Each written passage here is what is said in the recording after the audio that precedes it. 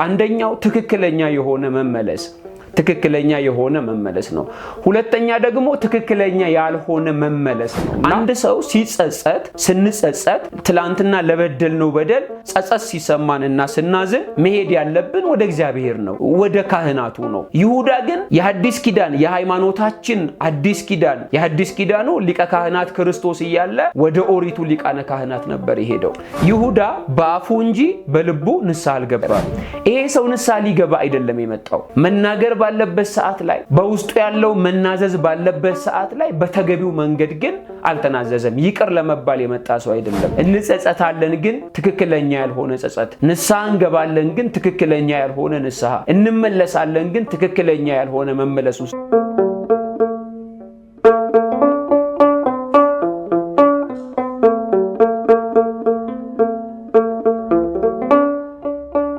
በስመ አብ ወወልድ ወመንፈስ ቅዱስ አሐዱ አምላክ አሜን።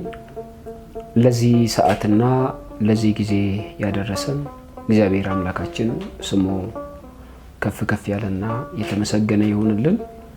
የእግዚአብሔር ማደሪያ ቤተሰቦች፣ የእመቤታችን የቅድስተ ቅዱሳን የድንግል ማርያም የአስራት ልጆች በወደደን በልዑል እግዚአብሔር ፍጹም ሰላም እንደምን ቆያችሁ? እንደምንስ ለዚህ ሰዓት ደረሳችሁ? አሜን። ቸርነትና ምሕረቱ የበዛ እግዚአብሔር አምላካችን እንደኛ መተላለፍ እንደኛ በደል ሳይመለከትብን በቸርነትና በምሕረቱ በይቅርታው ጠብቆ ለዚህ ሰዓት ያደረሰን እስከ ዘላለም ድረስ ስሙ የተመሰገነ ይሁንልን።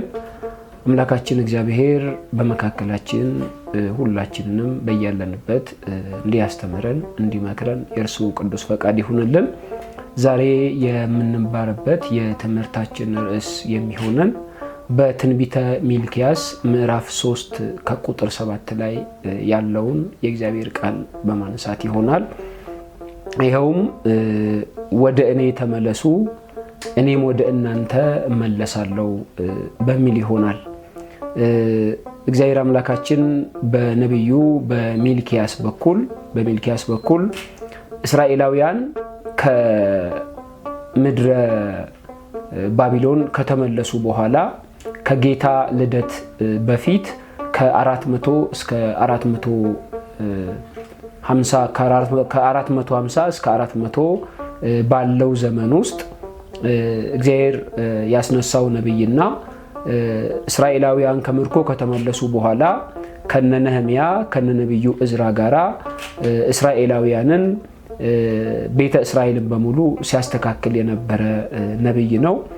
በእርሱ በኩል እግዚአብሔር ሕዝቡን እንዲህ ሲል ተናገራቸው። ከአባቶቻችሁ ዘመን ጀምራችሁ ከትእዛዜ ፈቀቅ ብላችኋል፣ ሕጌንም አልጠበቃችሁም። ስለዚህ ወደ እኔ ተመለሱ እኔም ወደ እናንተ እመለሳለሁ በማለት ተናገራቸው። እንግዲህ የዚህ መልእክት ዋና ዓላማው ምንድነው? በዚህ ሰዓት ላይ እስራኤላውያን በተለያዩ ኃጢያቶች ውስጥ ተይዘው ወድቀው ስለነበረ ነው። አንደኛ በዚህ አካባቢ የነበረው ካህናቱ ቤተ እግዚአብሔርን ያቃልሉ ስለነበረ ይንቁ ስለነበረ፣ እንዲሁም ሕዝቡም የእግዚአብሔርን ቤት ያቃልሉ ስለነበረ፣ ሁለተኛ ደግሞ አስራቱን ሲሰርቁ በኩራቱንም ሲሰርቁ ስለነበረ፣ ከዚህ ባሻገር ደግሞ ሕዝቡ ፍቺና ሁለተኛ ጋብቻ በተደጋጋሚ በሕዝቡ መካከል ይታይ ነበረ። ስለዚህ በዚህ ኃጢያታቸው ምክንያት በዚህ በደላቸው ምክንያት እንዳይጠፉ ወዶ እግዚአብሔር እየሄዱበት ካለው መንገድ እየተጓዙበት ካለው ከኃጢያት ከበደል መንገድ ተመልሰው ትእዛዙን ጠብቀው እግዚአብሔር ያዘጋጀላቸውን በረከት እንዲቀበሉ ወዶ እየተናገራቸው ቃል ነው። ስለዚህ ወደ እኔ ተመለሱ፣ ከነበራችሁበት እያደረጋችሁት ካላችሁት ኃጢያት እየሰራችሁት ካላችሁበት በደል ወደ እኔ ተመለሱ። እናንተ ወደ እኔ ብትመለሱ እናንተ ልባችሁን ለእኔ አስገዝታችሁ ራሳችሁን ነፍስና ስጋችሁን ለእኔ አስገዝታችሁ ብትመለሱ እኔ ደግሞ ወደ እናንተ በምህረት በቸርነት እመለሳለሁ በማለት እግዚአብሔር አምላክ የተናገረው ቃል ነው። ይህንን ቃል እንደው ለሁላችንም አሁን ላለነው በእግዚአብሔር መንገድ በእግዚአብሔር ጎዳና ላይ ለምንመላለስ ምእመናን በሙሉ የሚጠቅመንና ሁላችንን የሚመለከት ቃል ስለሆነ ይህንኑ መነሻ አድርገን የተወሰነ እንማማራለን። አምላካችን እግዚአብሔር እንዲያስተምረን እንዲመክረን በድጋሜ የእርሱ ቅዱስ ፈቃድ ይሁንልን። እንግዲህ መመለስ ማለት ምንድነው? አንድ ሰው ከሕገ እግዚአብሔር ከፈቃደ እግዚአብሔር ከወጣ በኋላ ኃጢአት በመስራት በመበደል ከሕገ እግዚአብሔር ከራቀ በኋላ ወደ እግዚአብሔር የሚመለሰው ወይም ወደ እግዚአብሔር በንስሐ የሚያደርገው ጉዞ መመለስ ተብሎ ይጠራል። መመለስ ተብሎ ይጠራል። ይሄ መመለስ ደግሞ ንስሐ ብለን በቤተ ክርስቲያናችን የምንጠራው ከሰባቱ ምስጢራተ ቤተ ክርስቲያን አንዱ የሆነና በካህናት ፊትም ቆመን የምንናዘዘው ይሄ ራሱ ንስሐ ተብሎ ይጠራል። ስለዚህ እግዚአብሔር መመለስን ወይም ንስሐን ለሰው ልጅ የሰራው እግዚአብሔር ለሰዎች ካለው ትልቅ ፍቅር የተነሳ ነው። እግዚአብሔር ሰዎችን በፍጹም ፍቅር ስለሚወደን እግዚአብሔር ለሰዎች ያለው ቸርነቱ ምሕረቱ እጅግ ብዙ ስለሆነ ሊነገርና ሊመረመርም የማይቻል ስለሆነ የንስሐ መንገድ ሰርቶልናል። ንስሐን እኛ ባንቀበለው ወደ እግዚአብሔር ባንመለስ እግዚአብሔር የሚጎድልበት ነገር ኖሮ አይደለም። እኛ ደግሞ ዓለም በሙሉ ወደ እግዚአብሔር ቢመለስ በእግዚአብሔር አምላክነቱ ላይ በባህሪው ላይ የሚጨመርለት አንዳችም ነገር ኖሮ አይደለም። ዋናው ምንድነው? እኛ እንዳንጠፋ እኛ እንዳንሞት እግዚአብሔር ለኛ ካለው ትልቅ ፍቅሩ የተነሳ የሰጠን መንገድ ነው።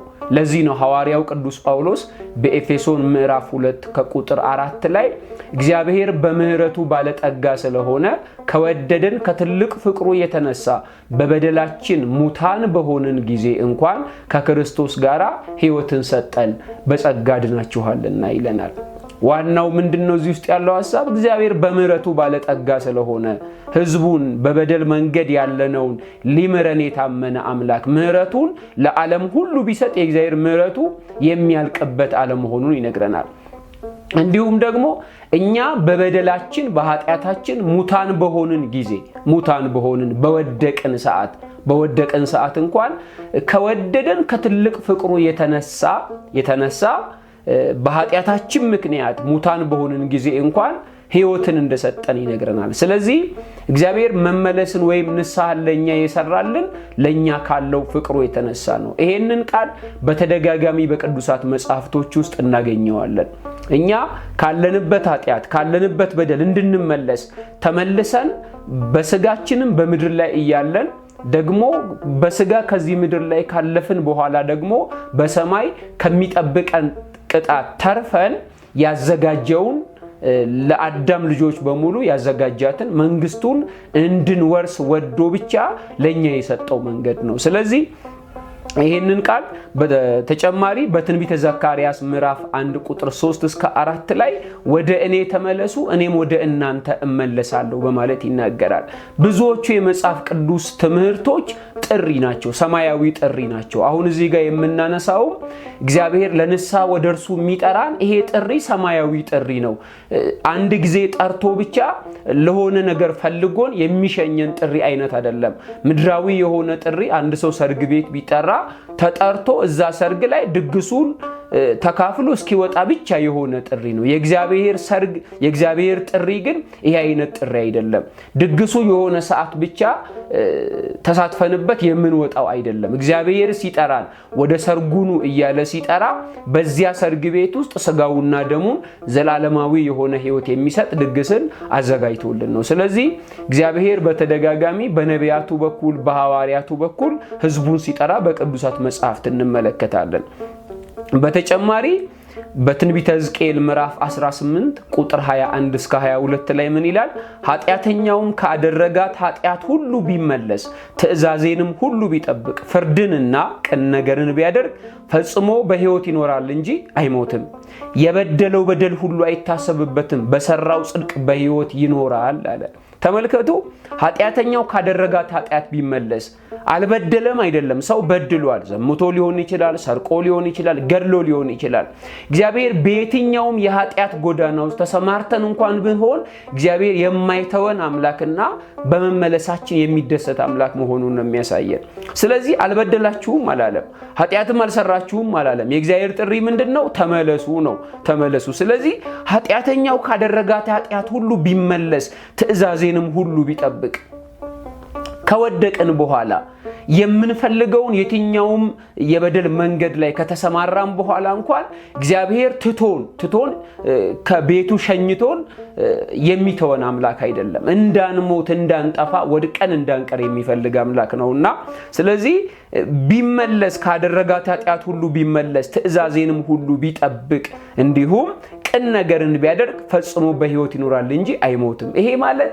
የትኛውም የኃጢአት መንገድ ላይ ተሰማርተን ሊሆን ይችላል በየትኛውም መንገዶች ላይ እግዚአብሔርን አሳዝነን በራሳችንም ተነሳሽነት እንዲሁም በስተትም በተለያዩ መንገዶች ላይ እንሳሳታለን እንወርቃለን እግዚአብሔር በተደጋጋሚ የሚለን ከዚያ ኃጢአታችን ብንመለስ ግን በሕይወት መኖር እንደምንችል ያ ማለት ከሞትን በኋላ ከሞት ተነስተን መኖር እንደምንችል ነው የነገረን ያለው አንዳንድ ጊዜ የሆነ ሰዓት በሰራነው ስራ የሆነ ሰዓት በበደልነው በደል ተስፋ ቆርጠን ከዚህ በኋላ ይቅርታ የማናገኝ እግዚአብሔር የማይምረን ወደኛ የምሕረት ፊቱን ሊመልስልን የማይችል አድርገን እንቆጥራለን ብዙ ጊዜ ፍርድም ለራሳችን እንሰጣለን ይቅርታም ለራሳችን እንሰጣለን ፍርድ ለራሳችን ስንሰጥ በበደልነው በደል እግዚአብሔር ይቅር እንደማይለን አስበን በውጪ እንቀራለን ለራሳችን ይቅርታ ስናደርግ ደግሞ በራሳችን ለበደልነው በደል የእግዚአብሔርን ምሕረት ሳንጠብቅ በራሳችን የሆነ መልካም ነገር ብለን የምናስበውን ካደረግን በኋላ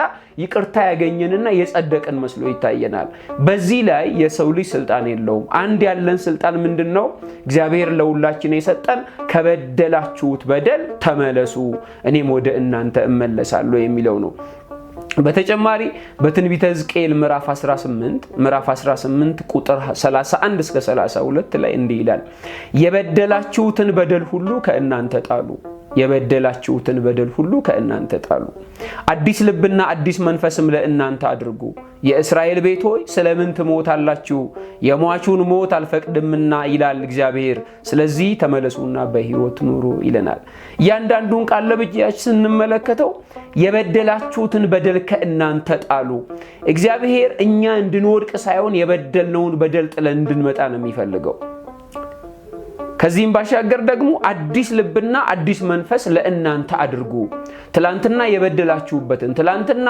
እኔን የሚያስደስት ስራ ያልሰራችሁበትን ያንን ማንነት አስወግዳችሁ አሁን ግን አዲስ መንፈስ አዲስ ልብ አድርጋችሁ ወደ እኔ ኑ ይልና ስለምን ትሞታላችሁ አሁን በበደላችን ምክንያት እኮ እንሞታለን ማንንም ሰው በሰራው ኃጢአት ማንንም ሰው በበደለው በደል የሚጠብቀው ሞት ነው በመሞቱ ግን ከእግዚአብሔር አንዳች ነገር የሚጎድል የለም ዓለም በሙሉ በኃጢአት ጎዳና ቢሰማራ ዓለም በሙሉ በድሎ ኃጢአት ሰርቶ ከእግዚአብሔር ሕግ ፈቀቅ ቢል ቢሸሽ ቢወጣ በእግዚአብሔር አምላክነቱ ላይ በባህሪው ላይ አንዳች ነገር የሚጎድል ነገር የለም ነገር ግን ለምን ትሞታላችሁ ይሄ የፍቅር ጥያቄ ነው ይሄ የፍቅር ጥሪ ነው እግዚአብሔር በምህረት ወደ ሰው ልጆች የሚመለስ መሆኑን ነው የሚያሳየን ይቀጥልና የሟቹን ሞት አልፈቅድም በእኛ በደል በእኛ ኃጢአት የሚደሰት አምላክ የለንም አንዳንድ ጊዜ የሆነ በራሳችን የበደልነውን ነገር ለማጽደቅ ስንፈልግ አንዳንድ ጊዜ ስለበደልነው በደል እንኳን በቃ ፈቃድ እግዚአብሔር ነው እግዚአብሔር ስለፈቀደ ነው ብለን እንናገራለን ይሄ ትክክለኛ አይደለም ሰው እንዲበድል እግዚአብሔር ፈቃዱ አይደለም ሰው እንዲሞት ይሄ ማለት በኃጢአታችን እንድንሞት በበደላችን ሞተን ከሕጉ እንድንርቅ ይሄ የእግዚአብሔር ሐሳብ የእግዚአብሔር ፈቃድ አይደለም የራሳችን ፈቃድ እንጂ ስለዚህ ለምን ትሞታላችሁ ስለዚህ ተመለሱና በሕይወት ኑሩ ይሄ እግዚአብሔር ጥልቅ ፍቅሩን ለኛ ያሳየበት ጥልቅ ፍቅሩን ለኛ የገለጸበት መንገድ ነው ይሄንን እንግዲህ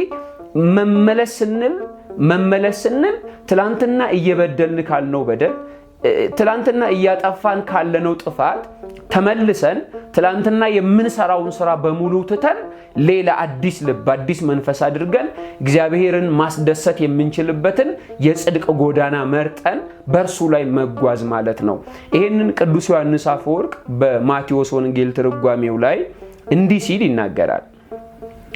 ወደ እግዚአብሔር መመለስ የኃጢአትን ጎዳና ትቶ በጽድቅ ጎዳና መጓዝ ነው ይላል ቅዱስ ዮሐንስ አፈወርቅ። ወደ እግዚአብሔር መመለስ የኃጢአትን ጎዳና ትቶ በጽድቅ ጎዳና ላይ መጓዝ ነው። ንስሐ በሰራነው ክፉ ስራ መጸጸት ብቻ ሳይሆን ከዛ በኋላ መልካም ስራን መስራት ነውና ይላል።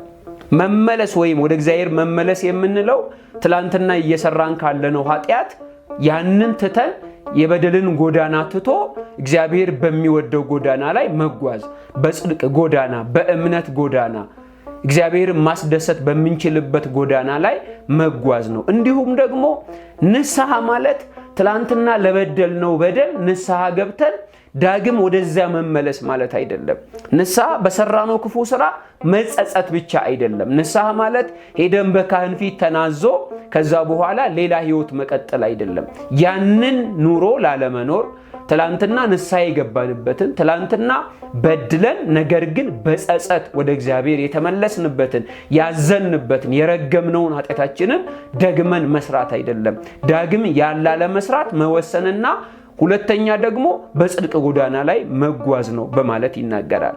ይሄን ካልን እንደው መመለስ የሚለውን ቃል እስኪ በሁለት ከፍለን ማየት እንሞክራለን። መመለስ የሚለውን በሁለት ከፍለን እንመልከተው።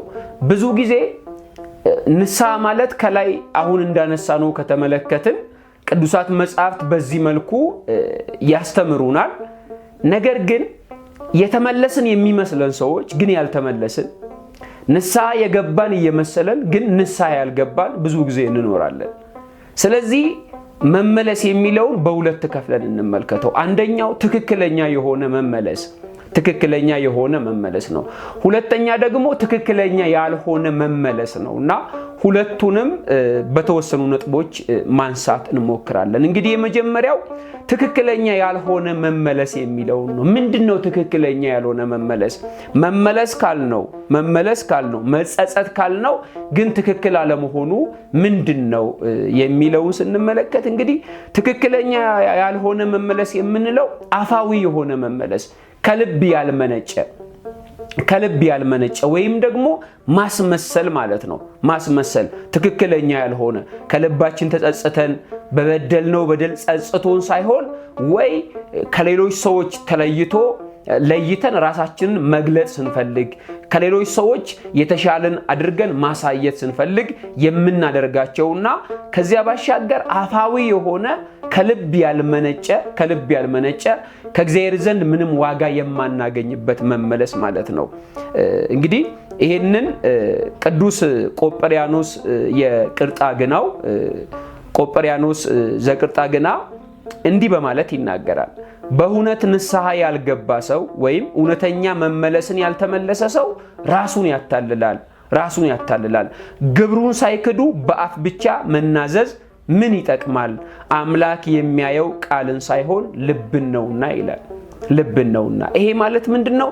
እውነተኛ መመለስ ማለት ትላንትና ወደ በደልነው ላለመመለስ ወስነን የምንመለሰው ስለሆነ ይሄ ግን ያንን ኃጢአት ሳንረግም ወደዚያ ላለመመለስ ሳንወስን የምናደርገው ንስሐ ነው፣ የምናደርገው መመለስ ነው። ስለዚህ ይሄ ምንም ጥቅም የለውም፣ ራሱን ያታልላል፣ ምንም ከእግዚአብሔር ዘንድ የሚቀበለው ዋጋ የለውም በማለት ቅዱስ ቆጵርያኖስ ይሄንን ይገልጸዋል። እንዲሁ ቅዱስ ባሲሊዮስ ዘቂሳርያ ምን ይላል? በሐሰተኛ ንስሐ አምላክን ለማታለል አትሞክር፣ ይህም የአፋዊ የሆነ መመለስና በልባችን ግን ከርሱ መራቅ ነው ይላል። ይሄንን ቃል ስናስብ ብዙ ጊዜ እስራኤላውያንን እናስባቸዋለን። እስራኤላውያን እግዚአብሔር መሪዎችን እያስነሳ መንፈሳዊ መሪዎችን እያስነሳ ይመራቸው በነበረበት ዘመን ከሙሴ ቀጥሎ ኢያሱ ነበረ። ከኢያሱ በኋላ በተደጋጋሚ መሳፍንታት እየተነሱ እየመሯቸው ነበረ። ነገር ግን በኃጢአት ሲያዙ፣ በበደል ሲያዙ፣ በአምልኮ ጣዖት ሲወድቁ በጠላት እጅ ይያዙ ነበረ። በጠላት እጅ ከተያዙ በኋላ ሁላቸውም እግዚአብሔር ከመከራው እንዲያወጣቸው ይለምናሉ። ይለምናሉ።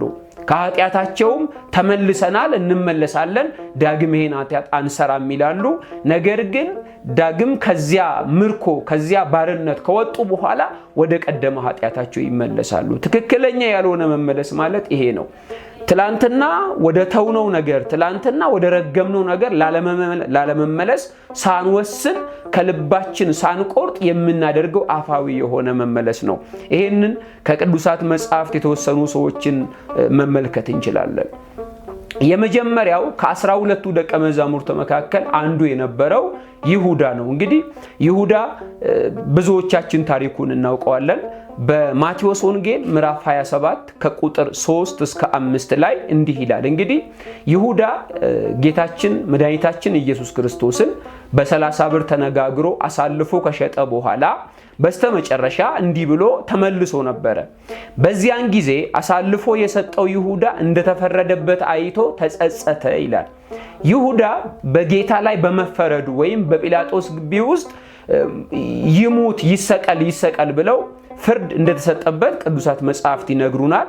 ይሄን ሲሰማ ይሁዳ ይሄን አይቶ ተጸጸተ።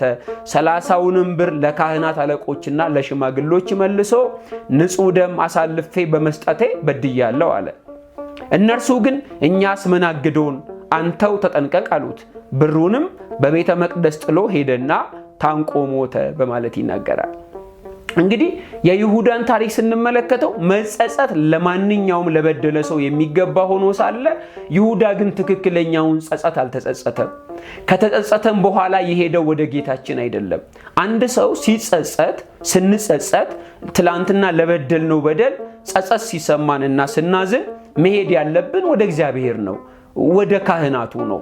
ይሁዳ ግን የሐዲስ ኪዳን የሃይማኖታችን አዲስ ኪዳን የሐዲስ ኪዳኑ ሊቀ ካህናት ክርስቶስ እያለ ወደ ኦሪቱ ሊቃነ ካህናት ነበር ይሄደው ኃጢአትን ይቅር ማለት የሚችለው በደልን መደምሰስ ወደሚችለው ወደ ክርስቶስ ሳይሆን የተጓዘው በጻድቁ ላይ በክርስቶስ ላይ ሞትን ወደ ፈረዱት የክርስቶስ ደም በእጃቸው ላይ ባለው ወደ ኦሪቱ ወደ አይሁድ ሊቃነ ካህናት ነበር ይሄደው። ይሁዳ እንደ ሌሎቹ ሰዎች እንደ ቅዱስ ጴጥሮስ ወደ ውጭ ወጥቶ መራራ ለቅሶ አለቀሰ ተብሎ እንደተነገረለት ይሄንን ህይወትም አልነበረውም። ይሁዳ ጌታችን ሞት ሲፈረድበት ወደ መስቀሉ ስር ሄዶ በመስቀሉ ስርም ተደፍቶ ይቅር በለኝ አላለም። ምክንያቱም አፋዊ ብቻ ስለነበረ የልባዊ ስላልነበረ ማለት ነው። ይሄንን አውግስጢኖስ የተባለው ሊቅ ምን ብሎ ይናገረዋል? ይሁዳ በአፉ እንጂ በልቡ ንስሐ አልገባም። ይሁዳ በአፉ እንጂ በልቡ ንስሐ አልገባም። ኃጢአቱን ተናዟል፣ ነገር ግን ይቅር ለመባል ወደ አምላኩ አልተመለሰም። ተናዟል ኃጢአቱን፣ ይቅር ለመባል ግን ወደ አምላኩ አልተመለሰም።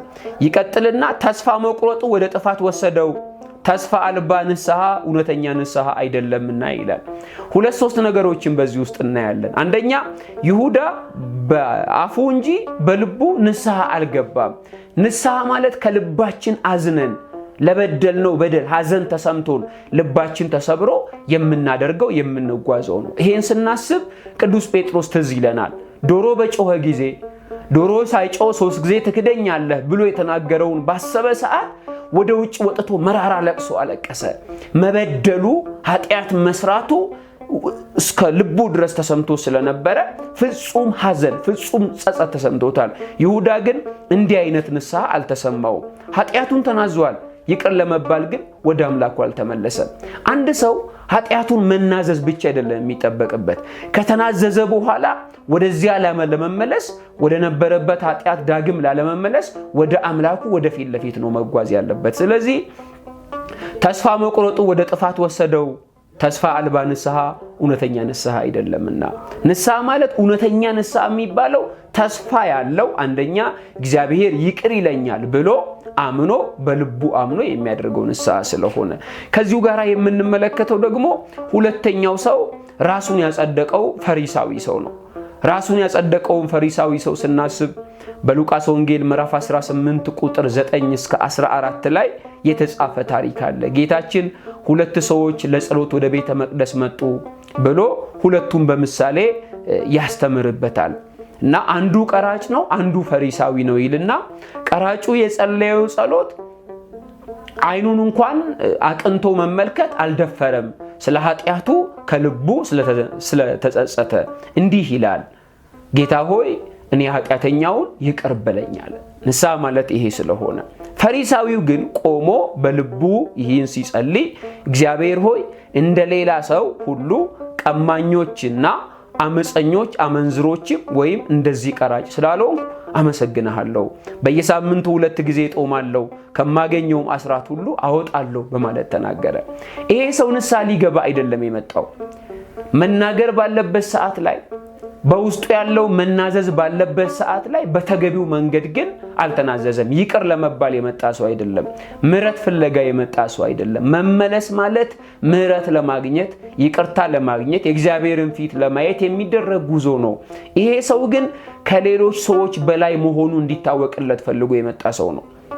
ብዙ ጊዜ እንዲህ አይነት የንስሐ ህይወት ያለን ሰዎች እንኖራለን። እኛ ንስሐ የምንገባው እኛ ስጋውን ደሙን የምንቀበለው ንስሐ ካልገቡት ሰዎች በላይ ሆኖ ለመታየት፣ ስጋውን ደሙን የምንቀበለው ስጋውን ደሙን ከማይቀበሉ ሰዎች በላይ ሆኖ ለመታየት፣ በመንፈሳዊ መንገድ ላይ የምንጓዘው አሊያም መንፈሳዊ የሚመስሉ ነገሮችን የምንተገብረው የምንፈጽመው ከማይፈጽሙ ሰዎች፣ ይሄን ከማይተገብሩ ሰዎች የተሻልን ሆነን መታየት የምንፈልግ ሰዎች የዚህ ሰው አይነት ህይወት ያለን ሰዎች አለን። ይሄንን ሰው ቅዱስ ዮሐንስ አፈወርቅ እንዲህ ብሎ ይገልጸዋል። ፈሪሳዊው ይጸልያል፣ ነገር ግን ልቡ ከአምላኩ በጣም የራቀ ነው አለ። ይጸልያል፣ ግን ልቡ ከፈጣሪው በጣም የራቀ ነው። ራሱን ከፍ እያደረገ ሌሎችን ይንቃል። እንደዚህ ያለው ጸሎት እግዚአብሔር አይቀበልም፣ በትህትና ሳይሆን በትዕቢት የመጡ ናቸውና ይላል። ይህ ሰው መምጣቱ አልቀረም፣ መጥቷል። በእግዚአብሔር ፊት ቆሟል፣ ተናዟል፣ ቆሟል፣ ጸልዋል። ግን የሚጠቅም ጸሎት አልነበረው። የሚጠቅም ንስሐ አልነበረው። የሚጠቅም ኑዛዜ፣ የሚጠቅም ጸጸት ግን አልነበረው። ስለዚህ በዚህ መንገድ የምንመለሰው ትክክለኛ ያልሆነ መመለስ፣ ትክክለኛ ያልሆነ ንስሐ፣ ትክክለኛ ያልሆነ ወደ እግዚአብሔር የምናደርገው ጉዞ ዋጋ የማያሰጥ ክብር የማያሰጥ ከእግዚአብሔር ዘንድ አንድ ሰው ንስሐ ገብቶ ሊያገኝ የሚገባውን ነገር ምንም ነገር ሊያገኝ የማይችልበት ጉዞ ነው ይሄ ጉዞ። ስለዚህ ቅዱስ ጎርጎርዮስ ዘእንዚናዙ በመጨረሻ ምን ብሎ ይገልጸዋል? ቅዱስ ጎርጎርዮስ ዘእንዚናዙ መልካም ፍሬ የማያፈራ ንስሐ በአምላክ ላይ ማፌዝ ነው ይላል። በአምላክ ላይ ማፌዝ ነው። ከልብ ያልሆነ እንደምንመለስበት እያወቅን ወደ በደላችን እንደምንመለስ እያወቅን ልባችን ሳይወስን ራሳችንን ወደ እግዚአብሔር ለመመለስ ወይም ውስጣችን ወደ እግዚአብሔር እንዲመለስ አድርገን ሳናምን ሳናሳምን የምናደርገው መመለስ በአምላክ ላይ ማፌዝ ነው። ስለዚህ በዚህ ጎዳና ውስጥ ያለን ሰዎች የዚህ የፈሪሳዊውን ሰው ህይወት የሚመስል የይሁዳን የሚመስል ንስሐ እንጸጸታለን፣ ግን ትክክለኛ ያልሆነ ጸጸት፣ ንስሐ እንገባለን፣ ግን ትክክለኛ ያልሆነ ንስሐ፣ እንመለሳለን፣ ግን ትክክለኛ ያልሆነ መመለስ ውስጥ ያለን ሰዎች እንኖራለን። ስለዚህ ዛሬም በብዙ ጎዳና ላይ ክርስቲያኖች በእንደዚህ አይነት ህይወት ውስጥ እንኖራለን። ንስሐ አባቶች ይዘናል፣ የንስሐ አባቶች አሉን፣ አንዳንድ ጊዜ ቀርበን እናገኛቸዋለን፣ ግን ከልባችን የሆነ መመለስ አይደለም። አሊያም ንስሐ አባትም ሳንይዝ በክርስቲያን ብቻ ተብለን በሃይማኖቱ ስም እየተጠራን ግን በህይወታችን ውጭ ሆነን ተመለስን እንላለን። አሊያም ደግሞ በክርስትና ውስጥ በህይወት እየኖርን እዛ ውስጥ ሆነን ደግሞ ለምንበድለው በደል በራሳችን መንገድ ብቻ የተመለስን የሚመስልን፣ ንስሐ የገባን የሚመስለን፣ ይቅር የተባልን የሚመስለን ሰዎች አለን። የተጸጸተ ሁሉ ይቅር የሚባል አይደለም። ጸጸቱ ከልብ የሆነ ጸጸት መሆን አለበት። ከልባችን ልንጸጸት ስለሚገባል። ከዚህ በተቃራኒ ያለው ሁለተኛው ዋና ሐሳባችን ትክክለኛ የሆነ መመለስ ነው። ትክክለኛ የሆነ መመለስ ብለን የምንጠራው ይሄ ማለት በሙሉ ልባችን ወደ እግዚአብሔር የምናደርገው ጉዞ ነው። ምንም ሳናስቀር በሙሉ ልባችን ወደ እግዚአብሔር የምንጓዘው ጉዞ ነው። ይሄው የጠፋው ልጅ በሉቃስ ወንጌል ምዕራፍ 15 ላይ ያለውን ታሪክ ስናስብ ወደ ልቡ ተመለሰ። ምንም ሳያስቀር በፍጹም ልቡ ወደ አባቱ የተመለሰው ልጅ ይሄ ሰማያዊ ዋጋ የሚያሰጥ እውነተኛ ንስሐ ተብሎ ይጠራል። ይሄ ንስሐ ይቅርታ የሚገኝበት፣ ምህረት የሚገኝበት፣ የእግዚአብሔርን ፊት ልናይ የምንችልበት የንስሐ መንገድ ነው። እግዚአብሔር ወደ እኔ ተመለሱ እኔ ወደ እናንተ እመለሳለሁ ሲል ይሁዳ ተመልሷል፣ ግን እግዚአብሔር ወደ ይሁዳ አልተመለሰም። ምክንያቱም የልብ ንስሐ ስላልነበረ፣ የልብ ጸጸትም ስላልነበረ። ፈሪሳዊ ሰው ወደ እግዚአብሔር ቤት መጥቶ ጸልዩዋል። እግዚአብሔር ግን ይሄን ሰው ምሕረት እንዳገኘ ጸድቆ እንደተመለሰ አልመሰከረለትም። ለምን ካለን ትክክለኛውን መምጣት ስላልመጣ፣ ትክክለኛውን ጸሎት፣ ትክክለኛው ንስሐ በልቡ ስላልነበረ። ነገር ግን ትክክለኛው ንስሐ ማለት፣ ትክክለኛው መመለስ ማለት ቅዱስ ዮሐንስ አፈወርቅ ድርሳን በእንተ ንስሐ ወምጽዋት በሚለው ላይ ስለ ንስሐና ስለ ምጽዋት በጻፈው ድርሳኑ ላይ ቅዱስ ዮሐንስ አፈወርቅ ንስሐ ኃጢአትን የሚያጠፋ መድኃኒት ነው ይላል። ንስሐ ኃጢአትን የሚያጠፋ መድኃኒት ነው። ሰማያዊ ጸጋ፣ ነፍስን የሚለውጣት ኃይል፣ ነፍስን የሚለውጣት ኃይል ኃጢአተኛን ቅዱስ ወደ መሆን የሚለውጠው ጸጋ ነው በማለት ይናገራል። ስለዚህ ቅዱስ ዮሐንስ አፈወርቅ ንስሐ ኃጢአትን የሚያጠፋ መድኃኒት ነው። የትኛው ንስሐ? ትክክለኛ የሆነው ንስሐ፣ ከልባችን የምናደርገው መመለስ ማለት ነው። ስለዚህ ሰማያዊ ጸጋ፣ ነፍስን የሚለውጣት ኃይል ኃጢአተኛን ቅዱስ ወደ መሆን የሚለውጠው ጸጋ ነው። እኛ ሳሙኤል ምዕራፍ 12 ከቁጥር 13 ላይ እንግዲህ ዳዊት ኦሪዮንን አስገደለ። ባለቤቱ ቤርሳቤህን ደግሞ ለራሱ ባለቤት አድርጎ ወሰደ። በዚህ ሰዓት እግዚአብሔር ነብዩ ናታንን ወደ እርሱ ላከውና ጥፋተኛ እንደሆነ በደለኛ እንደሆነ ነገረው። በዚህ ሰዓት ቅዱስ ዳዊት ያደረገው አንድ ነገር ነው። ያው ምንድነው? በነብዩ ፊት ወድቆ እግዚአብሔርን በድያለሁ የሚል ቃል ነበር የተናገረው። ይሄ ንስሐ ከልብ የሆነ ንስሐ ነው።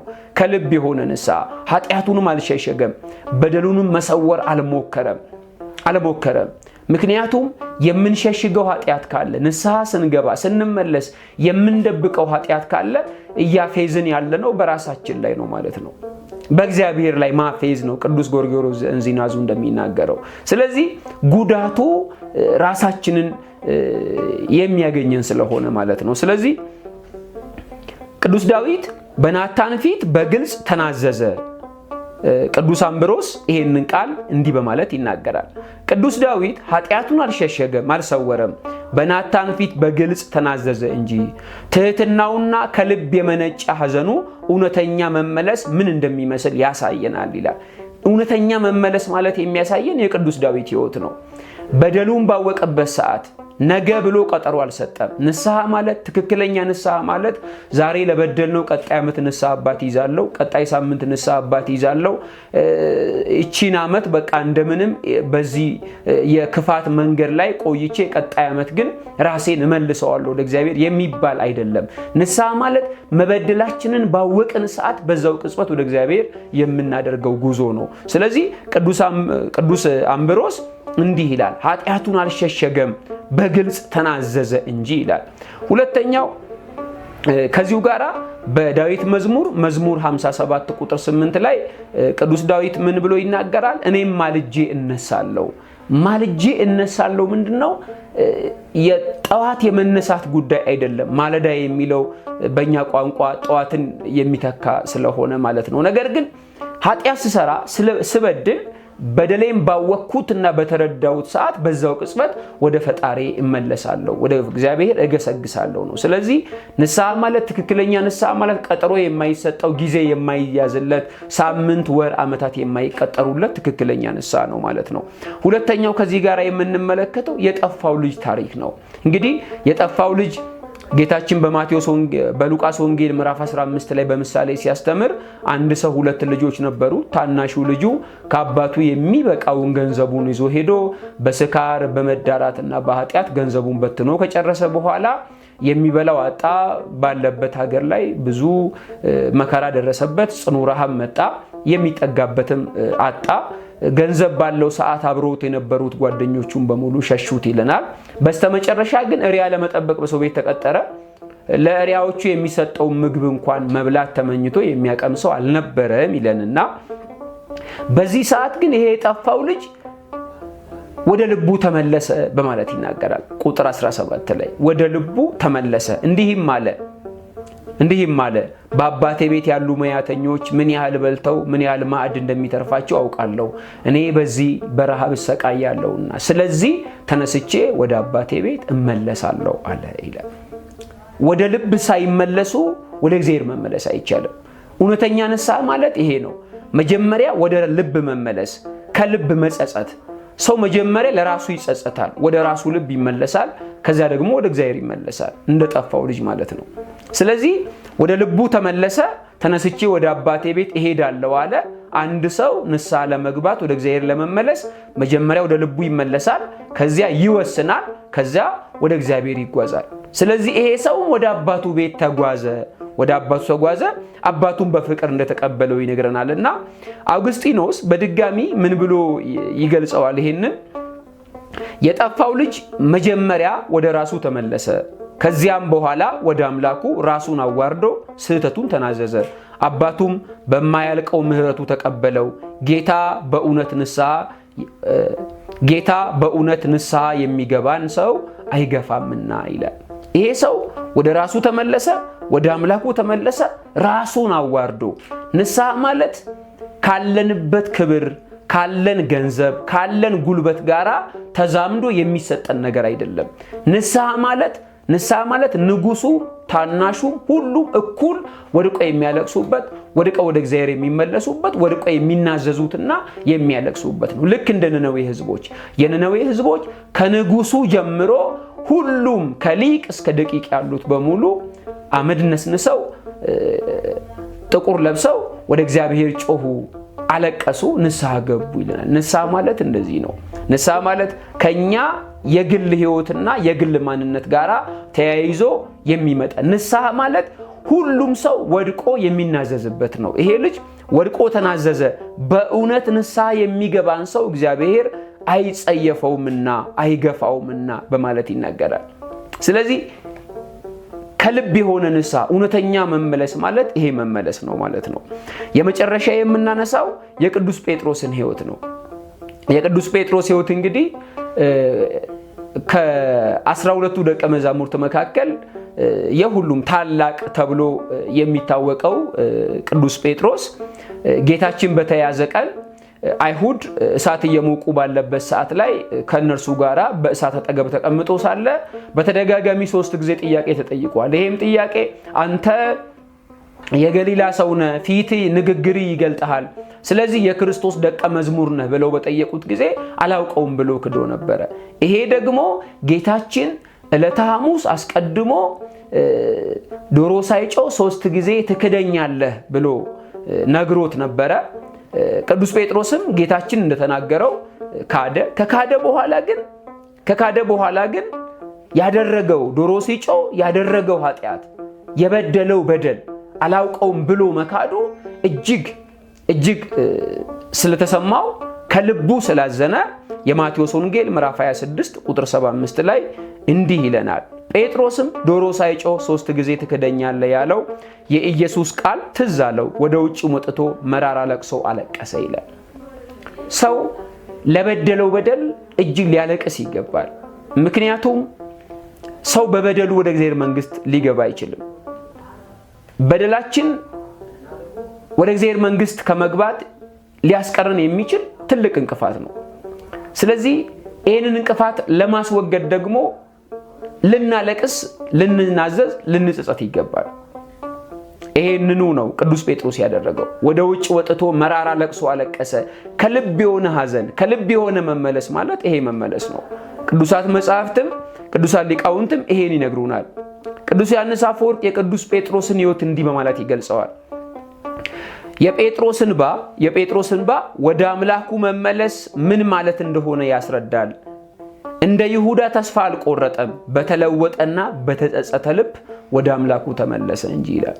በተጸጸተ ልብ በተለወጠም ልብ ወደ አምላኩ ተመለሰ እንጂ። የሰው ነፍስ ወደ እግዚአብሔር መንግስት የምትገባው በትልቅ ውጣ ውረድ፣ በትልቅ ጭንቅ ነው። ቅዱስ ጴጥሮስም በአንደኛ ጴጥሮስ ምዕራፍ 4 ቁጥር 18 ላይ ጻድቁ በጭንቅ የሚድን ከሆነ ኃጢአተኛው ወዴት ይገለጥ ዘንድ አለው በማለት ይናገራል። ስለዚህ ነፍስ በጭንቅ የምትድን ከሆነ፣ ጻድቅ እንኳን በጭንቅ የሚድን ከሆነ ኃጢአተኛው ወዴት ይገለጥ ዘንድ አለው ይላል። ስለዚህ የሰው ልጅ እንኳን ኃጢአተኛ ሆኖ ጻድቅ ሆኖ እንኳን በጭንቅ ስለሆነ የሚድነው የሚጸድቀው ኃጢአተኛ ሆኖ ደግሞ የእግዚአብሔርን ፊት በፍጹም ሊያይ ስለማይችል መራራ ለቅሶ ማልቀስ ያለበት ፍጹም መናዘዝም መመለስም ያለበት የሰው ልጅ ነው ማለት ነው።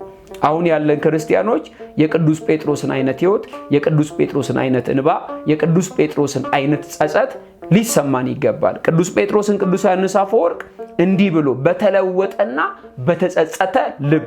ይሄማ እውነተኛ መመለስ ማለት የልብ መለወጥ ይጠይቃል። ትላንትና ካለንበት ላለመመለስ መወሰን፣ ወደፊት ለመሄድ ወደፊት ለመጓዝ የወሰነ ከእግዚአብሔር ጋር ለመኖር ሕጉን ለመጠበቅ እንደ ፈቃዱ ለመኖር የተለወጠ ልብ። ቅዱስ ጴጥሮስን ከዚህ በኋላ ካየነው እንኳን በሰዎች ንግግር እንኳን በሰዎች ቃል ይቅርና በሰይፍ እንኳን የመጣበትን መከራ ፈርቶ ወደ ኋላ አልተመለሰም። በአሕዛብ ፊት ቆሞ ሰብኳል። በነገስታት ፊት ቆሞ ሰብኳል። መከራ በሚያደርሱበት ሰዎች ፊት ቆሞ ሰብኳል። ይሄ ምንድነው? ከልብ የሆነ መመለስ፣ ከልብ የሆነ ጸጸት ስለነበረው ነው ቅዱስ ጴጥሮስ። ስለዚህ ዛሬም ክርስቲያኖች ከእግዚአብሔር ዘንድ ምሕረት ማግኘት የሚችል ሰው ንስሐ የገባ ሰው ነው። ይሄ ንስሐ ደግሞ ምን አይነት ንስሐ የሆነ ንስሐ ነው ስንል ይልቁንም በዚህ በጾም ወቅት ደግሞ ትክክለኛ የሆነ ንስሐ እንደ ቅዱስ ጴጥሮስ እንደ ቅዱስ ዳዊት እንደ ጠፋው ልጅ አይነት ንስሐ ሲኖረን ከልብ መለወጥ ያለበት፣ ከልብ መመለስ ያለበት፣ ከልብ መጸጸት ያለበት። አለበደላችሁም አይደለም እግዚአብሔር በርዕሳችንም እንዳነሳ ነው ወደ እኔ ተመለሱ ወደ እናንተ እመለሳለሁ ያለው ስላልበደልን ስላላጠፋን አይደለም። አጥፍታችኋል፣ በድላችኋል፣ በተለያየ ኃጢአት ተይዛችኋል። ነገር ግን እኔ ወደ እናንተ እንድመለስ ከኔ ምሕረት እንድታገኙ ከኔ ቸርነትን እንድታገኙ ፍቅሬ እንዲበዛላችሁ በምድር ላይ በምድር ያለውን በረከት እንድትቀበሉ በሰማይ ደግሞ የማታልፈዋን አንድ ጊዜ ከገቡባት የማይወጡባትን እርጅና ድካም የሌለባትን መንግስቴን እንድትወርሱ ወደ እኔ ተመለሱ። ይሄ መመለስ እውነተኛ ንስሐ፣ እውነተኛ መመለስ ተብሎ ይጠራል ማለት ነው።